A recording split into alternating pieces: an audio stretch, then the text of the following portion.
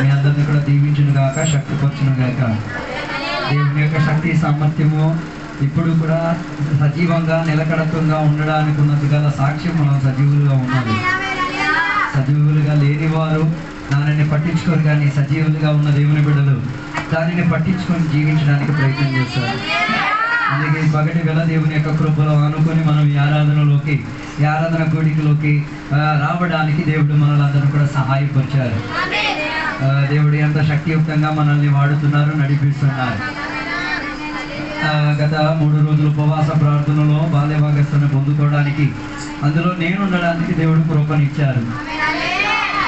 దేవుడు ఉపవాస ప్రార్థన కోడికలో గొప్ప కార్యాలు చేశారు. దేవుని యొక్క మహాశక్తిని అనుభవించడానికి దేవుడు సహాయపరిచింది. కొందరికి మనసాక్షి మరి బాగా పనిచేస్తుందో లేదో తెలియదు. అందుకే అయ్యగారు మొన్న చెప్పారు, దేవుని యొక్క వాక్యం నుంచి మనసాక్షి కొందరిది ఏమైపోయింది, చచ్చిపోయింది, లేకపోతే చంపేశారు, పొత్తు పిసికి చంపేశారు. ఆ చంపేసిన వాళ్ళని బతికించడానికి మనసాక్షి ఉన్నోడే రావాలి. అర్థం కాలేదు. మనసాక్షి ఉన్నోడు అయితే చచ్చిపోయినోడుకు బతికించాలి అంటున్నారు. మనసాక్షి లేనోడు ఏం చేస్తాడు? ఆరాధన లెగ్గొడతాడు, ప్రార్థన పట్టించుకోవడం, ఏ భోజనానికి పిలిచిన రాడు, ఏ చదువు, ఈ మనసాక్షిని వాళ్ళ కొనసాగించేసుకో. కానీ ఈ మనసాక్షిని మేము ఏం చేస్తాం? బతికించే తీరుతాం. ప్రత్యేకంగా దేవుడికి వందనాలు తెలియజేస్తున్నాము. మన ఇక్కడి నుంచి వచ్చిన దేవుని బిడ్డలు బట్టి స్తోత్రం. వారి కుటుంబ సమేతంగా రావడానికి దేవుడు ఒక్కసారి చప్పట్లు పెట్టి దేవుని బిడ్డలకు అందుకే నేను చెప్పొచ్చిన మాట, మన మనసాక్షి చచ్చిపోకుండా మనం చూసుకోవాలి. మనసాక్షి చచ్చిపోతే ప్రార్థన కూడా చేయలేదు.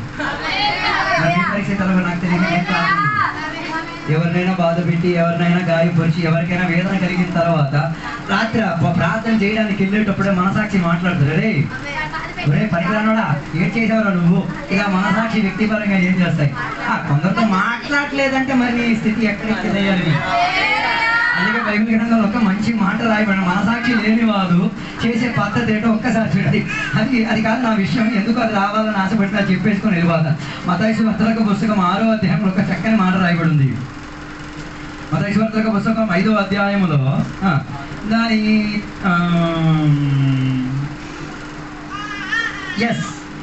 11వ వచనం, 10 నుంచి చదవండి. ప్రైజ్ లార్డ్ చెప్పలే. నీతిమంతులు అవ్వుట వలన హింసింపబడడం ధన్యత, ఆశీర్వదింపబడే శ్రేణి అన్నారో లేదో నాకు తెలియదు. ఎందుకు ధన్యత? హింసింపబడుతున్నాం కాబట్టి.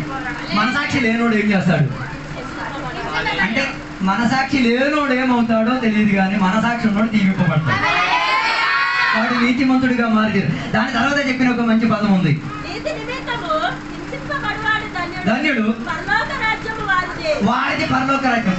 మనసాక్షి లేనోడుదో మరి ఏ రాజ్యం మీరే విభజించారు. మన సంఘంలో వివేచన చాలా సూపర్ పనిచేస్తుంది. మనసాక్షి ఉన్నోడికి దేవుడి రాజ్యం అయితే, మనసాక్షి లేనోడికి మరి నువ్వు ఏ రాజ్యానికి సంబంధం నువ్వే విభజించేసుకో. దాని తర్వాత చెప్పిన మాట నిందించి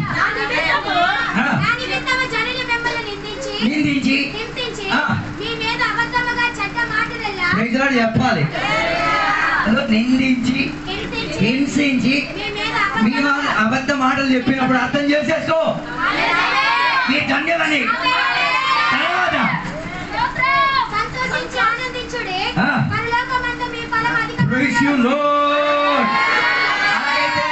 మనసాక్షి లేని నీ పేరు కట్ చేసేసి కట్టింగ్ అయిపోయింది. మనసాక్షి ఉన్నోడి పేరు రాసేసి దానికే మనకి సంతోషం కలిగేది. అదో ఉన్నారో లేదో నాకు తెలియట్లేదు. మనసాక్షి చావకుండా ఏం చేయాలి? బతికించేసుకో. సంఘ బిడ్డలనా, సేవకులనా, అభిషక్తులనా ఏం చేయడానికి ప్రయత్నం చేయొద్దు. వేదన పరచడానికో, దుఃఖపరచడానికో, బాధపరచడానికి ప్రయత్నం చేయదు. అలా చేసి ప్రార్థన చేసిన ఫలితం ఉండదు. అలా చేసి ఎన్ని కార్యాలు చేసిన ఫలితం అంటూ వ్యాధి చెందేటట్టు శాపం. ఉన్నారో లేదో నాకు తెలియదు. హలో హలో, శుక్రవారం రావాల్సింది. అలాగైతే దాంట్లో నా మర్మాలు అర్థమయ్యింది.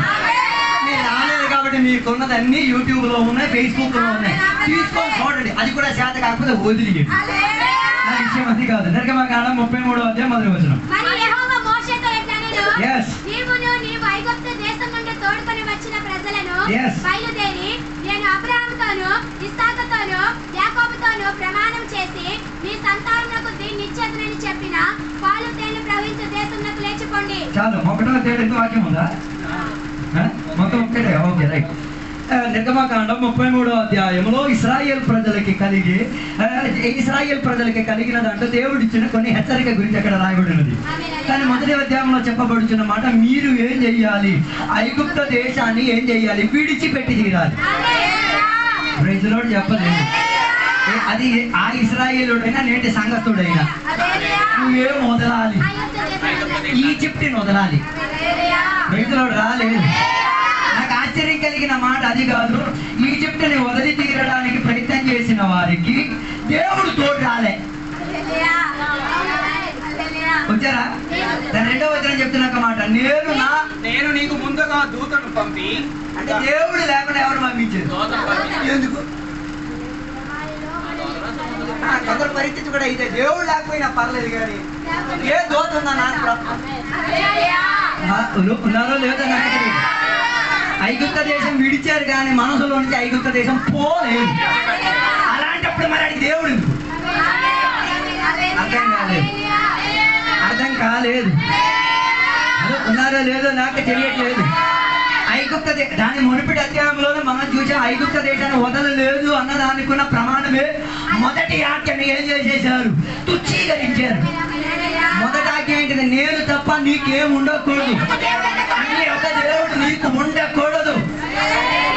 అన్య దేవుడు వచ్చేస్తే మరి నిజ దేవుడు ఎందుకు నీకు?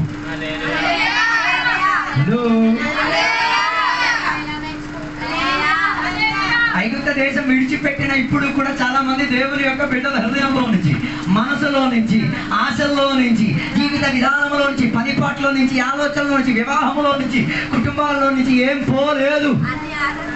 ఐగుప్త దేశం పోలేదు. ఐగుప్త దేశానికి చెందిన సిద్ధాంతాలు ఉండబట్టి దేవుడు లేకపోయినా పర్వాలేదు. మీకది సంతోషం కలుగుతున్నదా? దేవుడు లేకపోయినా పర్వాలేదు. దేవుడు దూడుతూ ఉంటే రాలే. ఎందుకు దేవుడు తనని వదిలిపెట్టారు? మొదటి కారణం, వారు ఐగుప్త దేశాన్ని ఏం చేయడానికి ఇష్టపడలేదు, విడిచిపెట్టడానికి ఇష్టం లేదు. రెండోది, వాగ్దానాన్ని ఏం చేయడానికి ఇష్టం లేదు, రిన్యూ చేసుకోవడానికి ఇష్టం లేదు. అదే మొదటి అధ్యాయంలో చెప్పుచున్న మాట, అబ్రహాముకు, ఇసహాకుకు, యాకోబుకి నేను ఏ వాగ్దానం ఇచ్చి తినో దానిని నేనేం చేసి తీరుతాను, నెరవేర్చి తీరుతానని.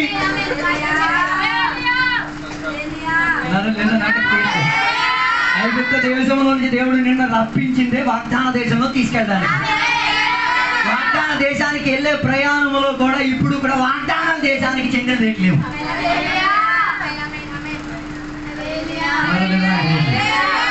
ఏ దేశానికి చెందినవి ఏమి లేదు. వాగ్దాన దేశానికి చెందినది. వాగ్దాన దేశానికి చెందినది వాగ్దానం. వాగ్దాన దేశానికి చెందిన ప్రాధాన్యత వాగ్దానం. కొందరికి వాగ్దానాలు 31వ తారీఖు తీసిన చీటి మొక్కలాగే. మిగతా వాక్యాలు అడిగేం అక్కర్లేదు. ఆ ఒక్క మొక్క పట్టుకొని ఊరంట బాబు. మిగతా వాక్యాలు ఎవరి కోసం పెట్టుకున్నాం? అందుకే మిగతా చదువు. ఇది రోజు చేస్తాడా? ఏంటిది? సమాధానం. 2 పేతురు 1:12 గ్రేస్ పీస్. హల్లెలూయా. రావట్లేదు. అందుకే కొందరికి బైబిల్ చదవడానికి ఇష్టం లేదు. వాగ్దానం ఒకటి పట్టేసుకుని ఏం ప్రార్థన ఆపండి అబద్ధం. అర్థం కాదు. వాగ్దానం ఒకటి కాదు, సకల బైబిల్లో ఉన్న వాగ్దానాలు వాగ్దానాలే. అది నేను వాగ్దాన దేశం చేర్చి తీరడానికి అది అబ్రహాము నమ్మాడు, ఇసాకు నమ్మాడు, యాకోబు నమ్మాడు. నువ్వు కూడా నమ్మాలి. నువ్వు కూడా దానిని ఏం చేయాలా? పెదవులలో ఉచ్చరించి తీరాలా. నువ్వు కూడా దానిని ఏం చేయాలా? దేవుని యొక్క సన్నిధిలో దేవునికి జ్ఞాపకం. ఐగుప్త దేశం నుంచి బయటకు వచ్చిన వాగ్దానం దేవునికి ఏం చేయాలా? అప్ప చెప్పాలి, కంఠస్థం చేసి చెప్పాలా. అర్థం కాలేదు. నన్ను ఐగుప్త దేశం నుంచి పిలిచావుగా, మరేంటి ఇప్పుడు పరిస్థితి ఎలా జరుగుతున్నాయి? నాకున్న వాగ్దానం ఇదేనా? దేవునికి ఏం చేయొచ్చు అడగొచ్చు. అందుకే బైబిల్ చదివే దేవుని యొక్క బైబిల్లో ఉన్న సకల వాగ్దానాలు ఆమేన్. ఆమేన్ చెప్పే దేనికి? అది జరుగుతుంది కానీ అందరూ బలవంతంగానే ఆమె చెప్తారు. ఒక ఆమె చెప్పండి అంటే 2 పట్టుకో ఇక్కడ నీ మొహం మీద పెట్టాను. హలో, వాగ్దానం చెప్పబడుతున్నప్పుడు దానికి ఏం చేయాలా? ఆమేన్తో స్పందించాలా, పరలోక శబ్దముతో స్పందించాలా, పరలోకంలో ఇచ్చిన భాషతో స్పందించి తీరాలా. అందుకే కొందరికి వాగ్దానాలు లేదు కాబట్టి స్పందన లేదు, ఇందులో లేదు. పక్కన కూర్చున్నాడు, కడిమే చెప్పు, నువ్వు సవం కాదయ్యా, నేను చెప్పింది నీకు అర్థం కాదు. పక్కన కొట్టి చెప్పు, నువ్వు సవం కాదురా బాబు, సవం అయితే చెప్పొద్దు. పక్కన తడివి చెప్పండి, ఇప్పుడు తేలిపోతుంది సవాలు ఉన్నాయో లేదో. పక్కన తడివి చెప్పమని చెప్పాను, నువ్వు సవం కాదని. అతన్ని సవాలు అనుకోడు, బతకని బతకని బతకని బతకలేదు. వాగ్దానంలో బతికించేది, వాగ్దానం విశ్వాసం నిలకడతనిచ్చేది. వాగ్దానం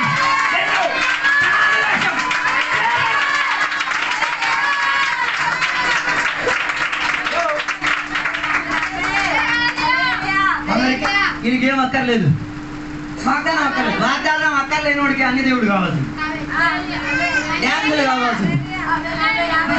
దేవుడు ఇవన్నీ కలిసి పెప్పాలి. మిక్చర్ అనుకుంటున్నారు, మిక్చర్ మిక్చర్ మిక్చర్లో రాళ్ళు కూడా ఉంటాయి, ఉప్పు కూడా ఉంటాయి, అన్నీ ఉంటాయి. రాలే క్రైస్తవం మిక్చర్ కాదు, దానికి ప్రాధాన్యత కలిగిన పునాది వేర్పాటు, సెపరేషన్ ఆఫ్ టైం. నాలికకు వేర్పాటు ఉండాలి, జీవితానికి వేర్పాటు ఉండాలి.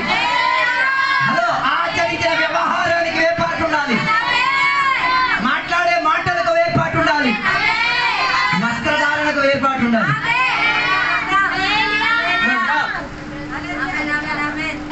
దేవుని బట్టి దేవుని నామాన్ని బట్టి స్తోత్రం.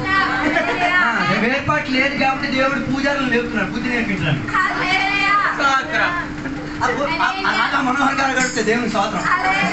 పరిజ్ఞానం ఇచ్చిన కొందరికి వాగ్దానం రక్తం ఉడుకుతున్నారు కదా ఆయన శబ్దాలు విన్నప్పుడు. నాకు నచ్చే, నాకు డ్యాన్స్ చేయాలనిపిస్తుంది ఆయన మాట్లాడినప్పుడు. నిజమే కదా, నేను మాట్లాడి చెప్తే ఇది పాస్టర్ చెప్పాల్సినది ఎవరు చెప్తున్నారు? ఒక అన్య మతస్థుడు, ఒక అన్య కులానికి చెందినవాడు, ఒక అన్య విధానానికి చెందిన ఆయన అంటే ఆయన స్టాండర్డ్ కన్నా నువ్వు ఎంత కింద జారిపోయావు. నాతో లేదు అనుకుంటా. హలో, వాగ్దానం దేవుడు మనకి ఇచ్చేది వేరుగా విడిగా ఉండి తీరడానికి. అన్నారో లేదో నాకే తెలియట్లేదు. అందుకే ఇక్కడ చెప్పబడిన మాట వాగ్దానాన్ని గుర్తు పెట్టించే దేవుడు. తర్వాత చెప్పిన ఒక మాట మీరు చూడండి, నేను నీకు దూతలను పంపించేసి కనాను దేశంలో ఉన్న 5-6 శక్తులను నేనేం చేస్తా, తరిమి వేస్తా. ఆ ఊళ్ళ పేరు కనానీయులు, అమోనియులు, హిత్తీయులు, పెరీసీలు, హివైతీయులు, యెబూసీలు. ఎన్ని? 6. 1 2 3 4 5 6 ఇంకోటి రాయలేదు. ఉన్నారా లేదా నాకు తెలియట్లేదు. వీళ్ళందరూ దేనికి గర్వించుచున్న వాళ్ళు? వీళ్ళందరిలో ఒకటే అంటే సిమిలారిటీ ఒకటే ఉంది. ఏంటో తెలుసా? చివరికి అన్నిటికీ ITE ఉంది. ఈ తెలుగులో మీకు అర్థం కాదు, ఇంగ్లీష్లో మీరు చూడండి. తెలుగులో ఒకసారి రండి. కనానీ, ఆ పదం చివరికున్న పదం అన్ని ఒకేలా ఉన్నాయా? అన్నింటికి సిమిలారిటీ ఉంది. ఈ 3 ఒత్తులు ఉన్నది కాబట్టి 3 శక్తులు వ్యాపరుస్తున్నది. ఒకటి పాపపు శక్తి, రెండోది లోకపు శక్తి, మూడోది శరీర శక్తి. అర్థం కాలే? ఒకటి పాపపు శక్తి, లోకపు శక్తి, సాతాన్య శక్తి.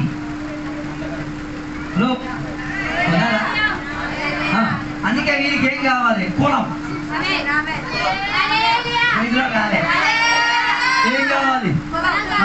ST SC అట, దళితు, ఇంకోటి ఆదివాసి. వెళ్ళి చదవండి ఆ పేర్లు. దళితు, ఆదివాసి, ST SC, ఇంకేమున్నది? గొప్ప విషయం ఏంటో తెలుసా? హిందూ శాస్త్రంలో కూడా కుల విభజన లేదు. వృత్తిని బట్టి మనుషులు గుర్తిస్తున్నారు. అర్థం కాలేదు. హలో, వృత్తిని బట్టి వారికి ఏం చేశారు? వేరుగా ఉంచారు కానీ అది ఏమైపోయింది? కులం అయిపోయింది. అర్థం కాలే? కులం అది ఏమైపోయింది? ఇప్పుడు కూడా కొందరు దేవుని బిడ్డ పట్టుకున్నారు దీన్ని. రాదు. హల్లెలూయా. ఇప్పుడు కూడా దేవుని బిడ్డలకు ఏముంది? ఐఐటి శక్తులు ఉన్నాయి. కుల శక్తికి ఉన్న ప్రత్యేకత ఏంటో తెలుసా? అది సాతానికి చాలా ఉద్రేకత ఇస్తుంది. రెండోది, శరీరానికి మరీ ఉద్రేకత ఇస్తుంది. లోకంలో నువ్వేదో గొప్పవాడని ఫీలింగ్ ఇస్తాడు. అర్థం కాలేదు. నేను చెప్తే నేను పంతులు గోత్రానికి చెందినోడిని, నా లోపల ఉన్నాడు 10 అడుగులు ఎక్కుతాడు. అర్థం కాలేదు. హల్లెలూయా. రాలేదు. ఎవరికి ఐగుప్త దేశం విడిచిపెట్టిన జనులే, కానీ వారికి ఇప్పుడు కూడా ఏం పోలేదు. ఈ శక్తి పోలేదు. ఏ శక్తి? కుల విభజన శక్తి. అప్పుడు మీరు అడుగుతారు, 12 గోత్రాలు ఉన్నాయి కదా, అది కుల విభజన కాదా? ప్రజలు రాలే. ఇవన్నీ మీ మనసులో తిరుగుతున్నా మనకు అర్థమైపోద్ది. మొక్కలు చూస్తేనే అర్థమైపోద్ది. 12 గోత్రాలు ఉన్నాయి కదా, మీరు పెద్ద గుడిలా వాక్యాలు చెప్పేస్తున్నారు. 12 ఉన్నాయండి. 12 గోత్రాలు. ఎందుకు 13 లేవు? 12 పూర్ణతకు సంఖ్య. 12 దేవుని విడుదలకున్న సంఖ్య. 12 దేవుడు విడిచినది, దానికి ఒక పరిపక్వత ఉన్నది. అది గోత్ర విభజనది కాదు, కుటుంబాన్ని భోగించడానికి, వాగ్దానం గుర్తించడానికి, నిలకడతో ఆత్మీయతను ఉండి తీరడానికి, దేవుని యొక్క వాగ్దానాలు నీలో జరిగి తీరడానికి. హలో, ఇలా సెపరేట్ చేసేస్తే వివేచన చూసుకోవచ్చు. ఒక రొట్టి ఇస్తే ఏది ఎంచుకో, నువ్వు ఎంచుకోలేవు. 10 రకాల రొట్టి ఇచ్చావు అనుకో, ఏది తినాలో 4 సార్లు ఆలోచిస్తావు. ఇదే దేవునికి కూడా కావాలి. హల్లెలూయా. 12 గోత్రాలు పెట్టిన కారణం ఏంటో, పరిచర్య చేయాలంటే ఏ గోత్రం ఈ రొట్టె ఎంచుతుంది? దానిని తేలగొట్టి తీరడానికి దేవుడు ఏం చేశారు? పరీక్ష పెట్టారు. అదే కాలేదు. అందుకే దేవుని బిడ్డలకి ఏం లేదు, కులం లేదు. కులం ఉందంటే మళ్ళీ మారు మనసు, మళ్ళీ పొందుకో, మళ్ళీ రక్షణ పొందిస్తాం. ఉన్నారో లేదో నాకు తెలియట్లేదు. బైబిల్లో చెప్పుచిన మాట ఏంటో తెలుసా? యవ్వనులు లేరు, గ్రీకులు లేరు, మగ లేదు, ఆడ లేదు, ధనవంతుడు లేదు, పేదలు లేదు, అందరూ క్రీస్తు నందు. నువ్వు ఏర్పాటు చేస్తున్నావు అంటే ఆడి కంపెనీలో పనిచేస్తున్నావు. ఆడి పని వేర్పరిచేది, కుటుంబాన్ని వేర్పరిచేది, విశ్వాసాలను వేర్పరిచేది, సంఘాన్ని వేర్పరిచేది, ఆత్మీయులను వేర్పరిచేది. అన్నింటిలో వాడిని ఏం చేశారు? అవుగా అవుగా అవుగా అవుగా. దేవుడు కలిపే దేవుడు, దేవుడు జతపరిచే దేవుడు, దేవుడు సహవాసం తీసుకొచ్చే దేవుడు, పిల్లలతో తీసుకొచ్చేది కాదు. అందుకే పెళ్ళి యొక్క పిల్లలకు రెడీ చేస్తున్నట్టు పిల్లలతో కట్టి పెట్టి ఆడి మీద ఆవరింపు శక్తి ఏం చేయొద్దు. ఆవరింపు. నువ్వు ఇంటి నుంచి కులం గురించి మాట్లాడు, అట్టించి ఆ పిల్లల చదువు గురించి మాట్లాడు.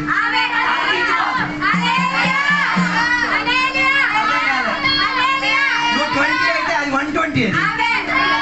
అందులో రాలేదు. ఈ కాలంలో ఆడపిల్లలు కూడా ప్రత్యేకత చెందిన ఆడపిల్లలే. నువ్వు మగాడా కదా తేల్చు. అమ్మా నాన్న కులంతో అట్టి పరిగిన ఆడంటాడు. ఎవరే పనికిరానోడా, కట్నం కోసం ఈ పని అంతా చేస్తున్నావా? చేతగానోడా. ఈ పదం వింటే మరి డబ్బు తీసుకుంటాడో లేదో. రెడీ అయిన ఆడపిల్ల ఎలా ప్రశ్న అడగండి. మగాళ్ళు ఎంచుకోండి. మరి మీరు ఆడింగ్ వస్తే సెట్ అవుతారంటే ఓకే, మీ పక్షమే. హలో హలో, ఇసం శక్తులు పోవాలి. అది దేవుని వాక్యమే. అందుకే కదా అభిషక్తుడైన దేవుని యొక్క దాసు ఎవరు దేవ యేసన్న గారు రాసిన పాట, కులపిచ్చోడ్నే నేను, కళ్ళు లేని కపోతే, మతము చూడనే నేను, మధ్య లేని పాడంలో ఇలాంటివన్నీ.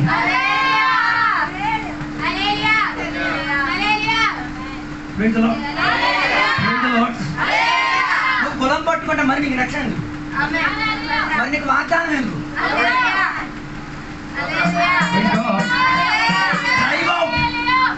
బైబిల్ చెప్పుచ్చిన మాట ఏం చేయాలి? వాటిని దేవుడు తొలగించేశాడు, మళ్ళీ నువ్వు అతికించు. కనానీయులు, పెరిజులు, హివెతీయులు, హెప్పీసీలు వీళ్ళందరినీ దేవుడు ఏం చేసేశారు? తొలగించేశారు వాగ్దానాల్లో. ఐగుప్త దేశం నుంచి నేను విడిపించేసి వాళ్ళని తప్పించారు. తప్పించిన తర్వాత మళ్ళీ నువ్వు అతికించాడు.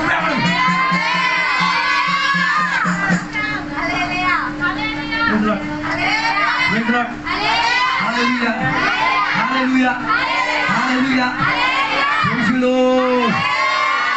అలాగైతే క్రైస్తవ్యములో ఏం లేదు, కుల విభజన లేదు. మన ఒకరు చెప్తున్నావు టొంబు, మరి నువ్వు పిలవబడిన టొంబు, ఆడు పిలవబడినట్టు, నువ్వు పిలవబడలేని టొంబు.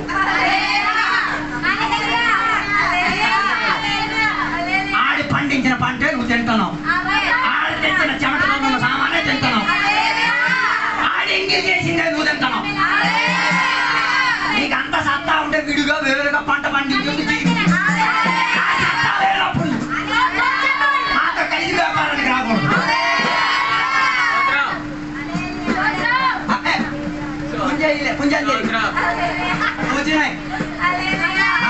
రాలే మిక్చర్ బేరం లేదు.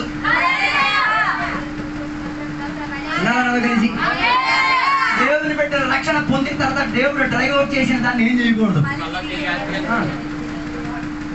మొన్న ఒక పెళ్లికి ఎంత రాసినది, కాకులు వారి పెళ్లి, కాకులు వారి ఆ పెళ్లి ఆహ్వానం.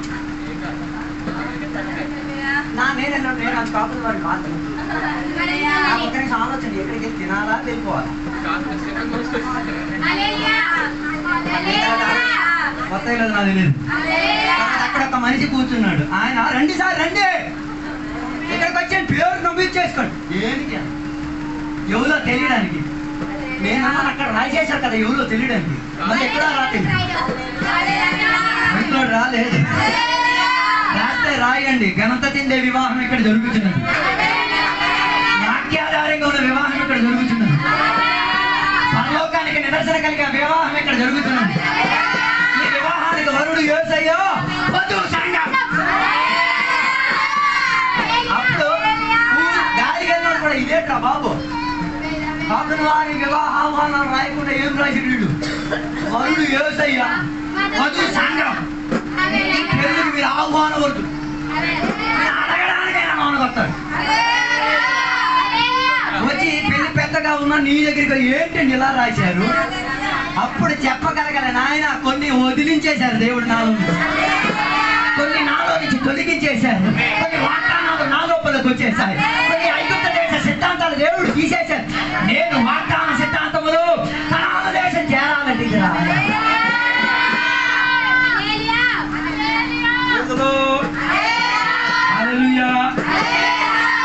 నాతో కలిసి 4వ వచనం, 3 వచనం. మీరు లోబడినల్లని ప్రజలు కనుక నేను మీతో కూడా రాను, త్రోవలో మిమ్మల్ని సంహరించదనేమో అని మోషేతో చెప్పాడు. ఆ లోబడలేనోడికి దేవుడు, మాస్టర్ గారికి లోబడి నీకు దేవుడు బతిమాలి తీసుకురావాలి. దాని అర్థం నీకేట్లేదు.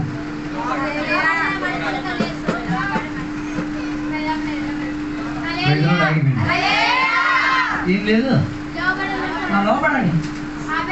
నీ భర్తకు నువ్వు లోపడాలి. నువ్వు ఆడదైతే మరి నువ్వు ఆడది కాదు అంటే నువ్వు లోపడొద్దులే.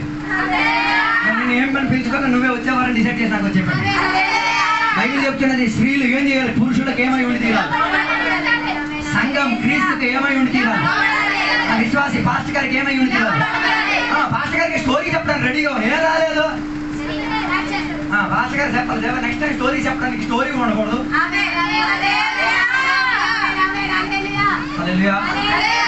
లోబడాలి, దేవుని బిడ్డలు ఎవరికి లోబడాలి.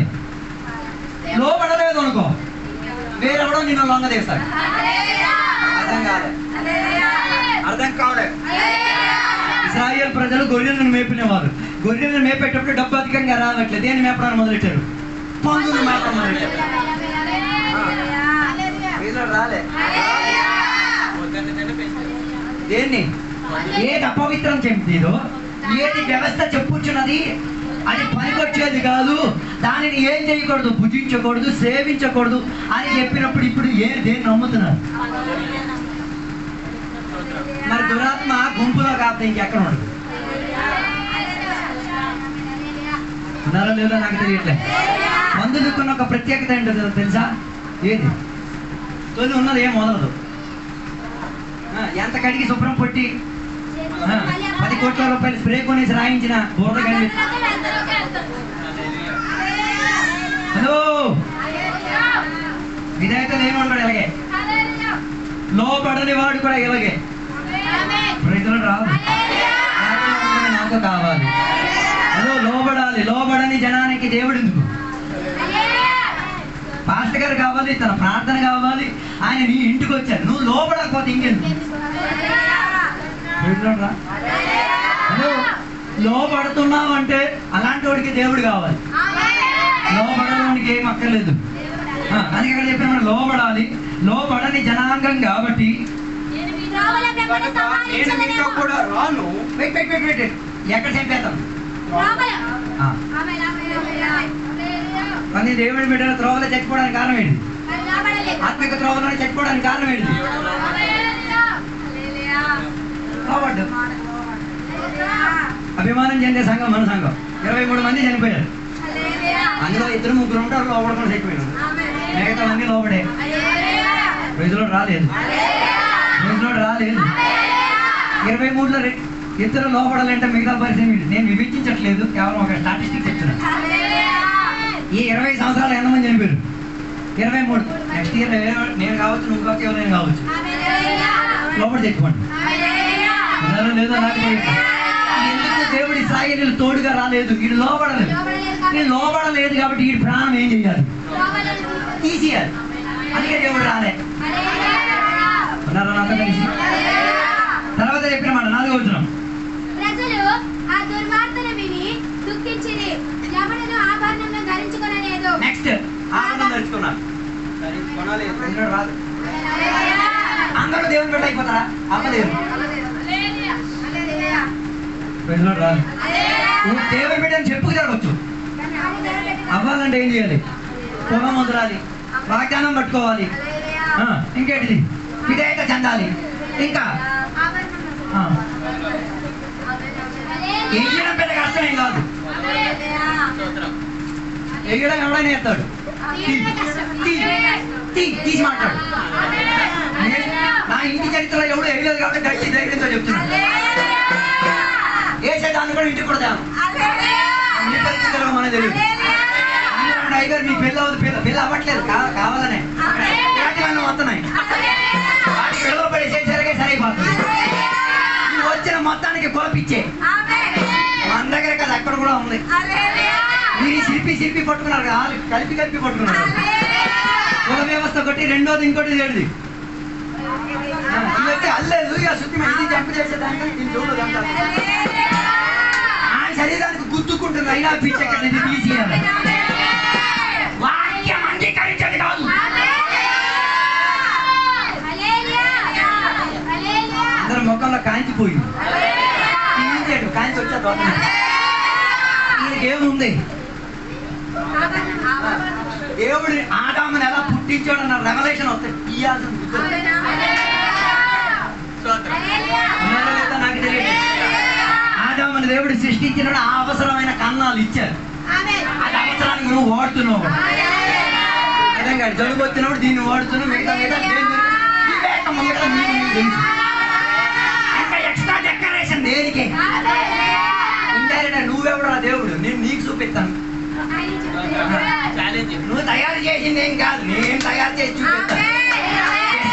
సందడిగా నేను వస్తాను. దేవుడు నీవు నా తోడుగండి చెప్పేస్తాను. ఆయన చంపట్లేదు, కానీ కృప ఉంది కాబట్టి. కృప వెంబడి కృప ఉంది కాబట్టి. హల్లెలూయా. రాలే. అందుకేనండి చర్చిల సంఖ్య తగ్గిపోయింది. మనకు ప్రాబ్లం లేదు. మంచి విత్తనం వేసిన వాడికి తెలుసు, ఒక్కడైనా పంటగా మారితే చాలు. ఓకే, వాళ్ళకి ఏముంది? ఇవన్నీ అర్థమైనప్పుడు వాళ్ళకి దుఃఖం వచ్చింది. ఒక్కసారి 4వ వచనం అయిపోయింది, ముగించేస్తాను. ఏ దుర్వార్తను విని చంపేస్తారన్న విషయం పేరు పక్కకు పెట్టండి. దేవుడు వారు తోడుగా లేరని. అది మంచి వార్త. ఆరాధన ఆత్మశక్తితో నిలవకపోతే మంచి వార్త. మీకు మంచి వార్త ఏమో. నాకు ప్రార్థనలో కూర్చున్నప్పుడు 4 అన్యవాసాలు రాకపోతే నాకు దుర్వార్త. ఏ ప్రాబ్లం లేకపోతే వార్త మార్చుకోవాలి. ఇశ్రాయేల్ ప్రజలకు ఏమొచ్చింది? ఈ కాలంలో దేవుని బిడ్డలకు దుఃఖం ఎప్పుడు? వాళ్ళ ఇంట్లో కాలుతున్నప్పుడే. వాళ్ళ ఇంట్లో సమస్య ఎక్కడ? ముఖం, కాంతి, వెలుగు మొత్తం ఆ దుఃఖం. దేవుడు నీ తోడు లేడు అన్న దాంట్లో దుఃఖపడుతున్నావా? వాక్యం చెప్పి పశ్చాత్తాపం రానప్పుడు దుఃఖపడుతున్నావు. మేము వెళ్ళిన సంఘాల్లో వాక్యం గో గో గో నవ్వేస్తాడు, ఒక్క కన్నీరు రాదు.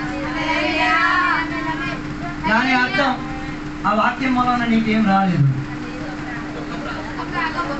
పశ్చాత్తాపం రాదు.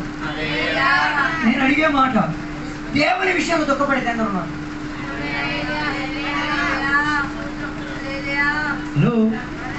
మీరు దుఃఖపడడానికి ప్రారంభించారు. ఏంటిది? వాగ్దానం ఉండి కూడా వాగ్దానం అనుభవించట్లేదు. రెండోది ఏంటిది? వాళ్ళకి ఏముంది? కుల వ్యవస్థ ఉంది. మూడోది ఏముంది? అన్యారాధ శక్తులు వాళ్ళు వ్యాపరిస్తున్నారు. తర్వాత వాళ్ళు ఉన్నది ఏంటిది? దేవునికి విధాయక లేకుండా జీవించడం. ఆయనకి అర్థమైపోయి ఇలాగెళ్తే మా జీవితం ఏమైపోయేది? నాశనం అయిపోయేది. మాకేం కావాలా? నీ తోడు కావాలి. నీవు మా తోడుగా ఉండి తీరాలా. తోడుగా ఉండి తీరాలంటే వదలాల్సినది మొత్తం వదలాలి.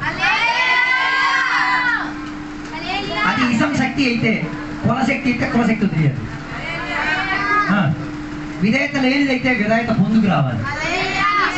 హలో, అన్యారాధన శక్తి అయితే ఆరాధన శక్తి రావాలి. వాళ్ళు ఏం చేశారు? కన్నీరు విడిచారు. తర్వాత ఏం తీసేశారు?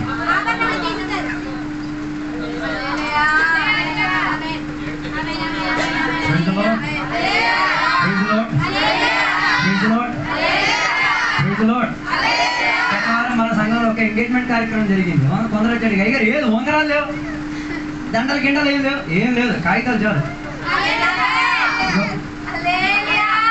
దానికి ఇద్దరు సాక్షులు ఉంటే చాలు, అది కౌగిలించి చేయించగలిగితే చాలు. అర్థం కాదు మనకి. ఎంగేజ్మెంట్ మీద అలాగ అవ్వాలి. అందుకే కదా వాళ్ళ కార్యక్రమం అయిన తర్వాత మనం ఏం చేసేది? చెయ్యించి బ్రేక్. కరోనా వచ్చింది కాబట్టి సిస్టమ్ ఆపేసాం. దేవుడి మెట్లు కూడా హ్యాపీ. కౌగిలించి అక్కర్లేదు కదా. హలో, ఎవరికి చెయ్యించుకోక్కర్లేదు కదా. Hallelujah, praise the Lord, praise the Lord. దేవుని బిడ్డలకి ఏముండదు, అంటు వ్యాధికే వ్యాపారాలు ఉండవు. ఏం వ్యాపారాలు ఉండవు. నువ్వు కుష్టోడు, నేను కుష్టోడే. నువ్వు కడగబడిన కుష్టోడు, నేను కడగబడిన కుష్టోడే. నిన్ను శుభ్రం చేసింది దేవుడు, నన్ను శుభ్రం పరిచయం చేసింది. మంచి కుష్టం ఉందని చెప్పేసి నేనేం చెయ్యక్కర్లేదు, ప్రకటించు తిరగక్కర్లేదు. ప్రజలు పశ్చాత్తాపడి దేవుని సన్నిధిలో ఏం చేసుకున్నారు? ఒప్పుకున్నారు. ఓ వాట్ ఏ బ్యూటిఫుల్ మనసాక్షి. ఎంత శుభ్రం చెందిన మనసాక్షి. వాక్యం విని వెంటనే ఏమొచ్చింది?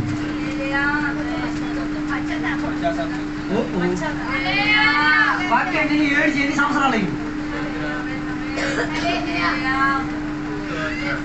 పోయిన రోజు కూడా నేను కూర్చొని ఏడ్చింది. ఏడు దేవాసం మేము ఇక్కడ పరిచయం చేయడానికి వచ్చాక ఈ రోజు మన మాట వినట్లేదు. మత్తయి సువార్త 6వ అధ్యాయం వాక్యం దేవుడు అని చెప్పాడు. నేను రీఛార్జ్ అయిపోయాను. మా వ్యాపారం వీళ్ళకి అక్కర్లేదా దేవా? ఇలాగే ప్రార్థన చేశాను. ఎంత ప్రయాసపడి 6 రోజులు అక్కడ ఎక్కడ సువార్తలకు వెళ్ళి వాక్యాలు చెప్పేసి వచ్చి మన సంఘం కాడ వచ్చినప్పుడు మొత్తం తలకిందులుగా ఏంటి దేవా ఈ వ్యాపారం అయితే నా చేత మానిపించండి. వెంటనే దేవుడు వాక్యం ఇచ్చాడు. అరే బాబు వాళ్ళకి ప్రార్థన కావాలా? ఉపవాసం కావాలా? కావాలా?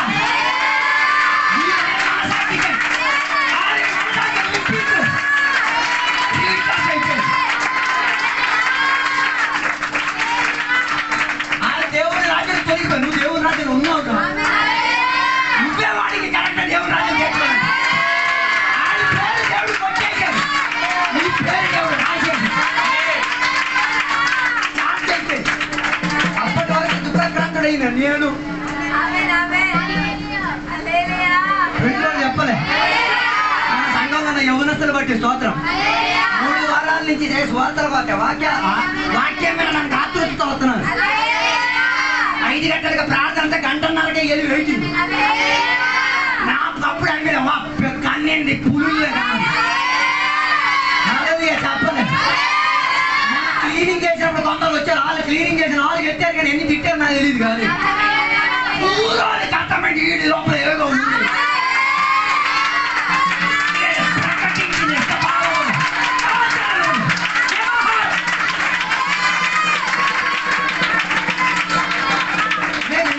ఎంగేజ్మెంట్ వచ్చింది అన్ని హడావిడే కానీ మీకు హడావిడి గిడావిడే కావాలి.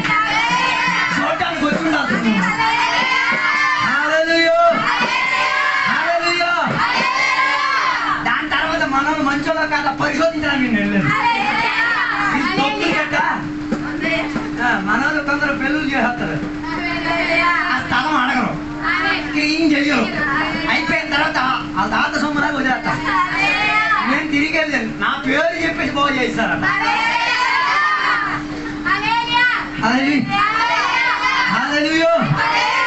నేను తిరిగి వెళ్ళి చూసినప్పుడు అక్కడ ఒక ప్రోగ్రాం జరిగినట్లు, అక్కడ ఏదో జరిగినట్టు ఏ రీతి కలిగిన సాక్ష్యం లేదు.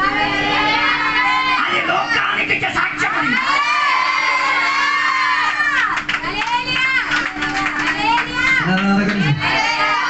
దేవుని సాన్నిధ్యత లేకుండా ఉన్న పెళ్లి చేయొద్దు. దేవుని సాన్నిధ్యత లేకుండా ఉన్న సంబంధాలు తేవద్దు. దేవుని సాన్నిధ్యత లేని చోట్లకి వెళ్ళొద్దు. దేవుని యొక్క సాన్నిధ్యం అప్పగించలేని సామగ్రి నీకు వద్దు. దేవునికి పెట్టనది దేవునికి అనుకూలం కాని సిద్ధాంతాలు కూడా మనకు వద్దు. ఒకటి వేళ దేవుని యొక్క సన్నిధిలో అప్పగించుకుందాం. మల్ల కార్యక్రమానికి వెళ్ళే ముందు ఒక్కసారి మన జీవితాన్ని మనం పరిశోధించుకుందాం. యేసయ్య మన కొరకు చేసిన త్యాగాన్ని ధ్యానించుకు తీరాలి. ఆ శిలువలో మరణించిన యేసయ్యను ఒక్కసారి పరిశోధించుకు తీరండి. ఆయన కాళ్ళు చేతులు మోకులు ముళ్ళలతో గుచ్చబడి తీరింది, మేకులతో గుచ్చబడి తీరింది, తల మీద ముళ్ళ కిరీటం ప్రోక్షింపబడి తీరింది. ఆయన